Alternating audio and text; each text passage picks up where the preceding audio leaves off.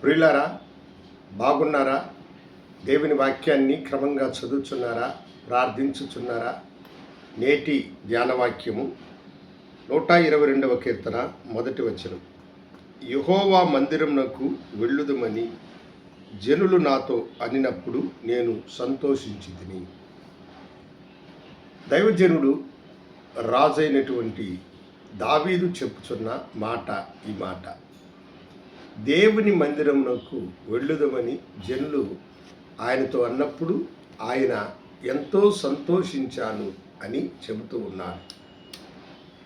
ఈ దినము ఆదివారం, జ్ఞాపకం ఉన్నదా? దేవుని సన్నిధికి వెళ్ళడము మనకెంతో ఆనందాన్ని, సంతోషాన్ని అనుగ్రహించినటువంటి. దావీదు తన జీవితంలో దేవుని సన్నిధికి వెళ్ళినప్పుడల్లా అతను ఆనందించి సంతోషించాడని మనం చూస్తూ ఉన్నాం.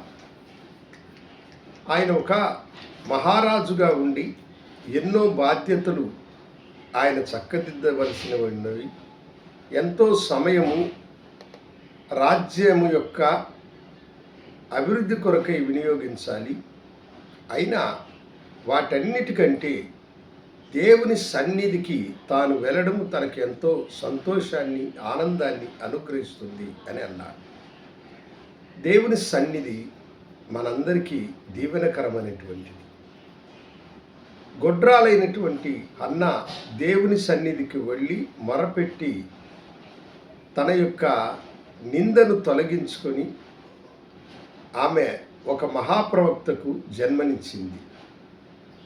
దేవుని సన్నిధికి వెళ్ళిన హిజ్కియా స్వస్థపరచబడిన వాడై అతని ముందు వెళ్ళుచున్నటువంటి నీడ దేవుడు 15 మెట్లు వెనుకకు మరలించి అతనికి ఆయుష్కాలమును అనుగ్రహించినాడు.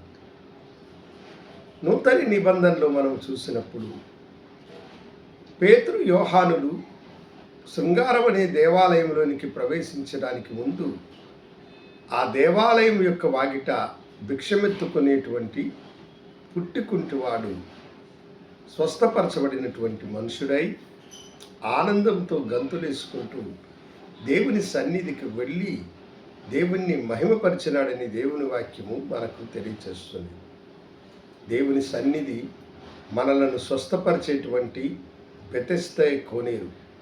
దేవుని సన్నిధి మన బాధలకు నివారణమైనటువంటి స్థలము. దేవుని సన్నిధి ఆత్మీయంగా మనలను ఆశీర్వదించేటువంటి స్థలం. అనేకులు తమ జీవితంలో దేవుని సన్నిధిని నిర్లక్ష్యపరుస్తూ ఉంటారు.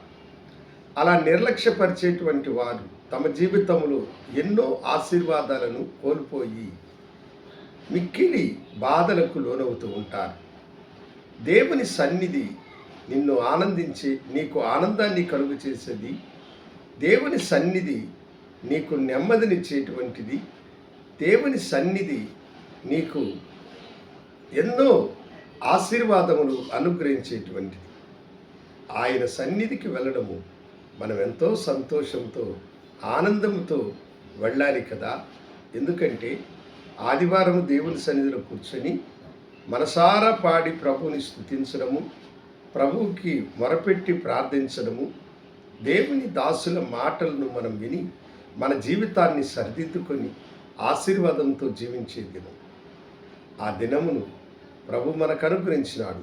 పునరుద్ధానపు దినమైన ఆ ఆదివారపు దినాన్ని మనము ఏమాత్రము నిర్లక్ష్యం చేయకుండా దేవుని సన్నిధికి వెళ్ళుదాం. మహా ఆనందంతో మనము గడుపుదాం. దేవుడు మిమ్మలను దీవించునుగాక. ప్రార్థించుకుందాం. కరుడా, నీ బిడ్డలను నీ సన్నిధికి మీరు నడిపించండి.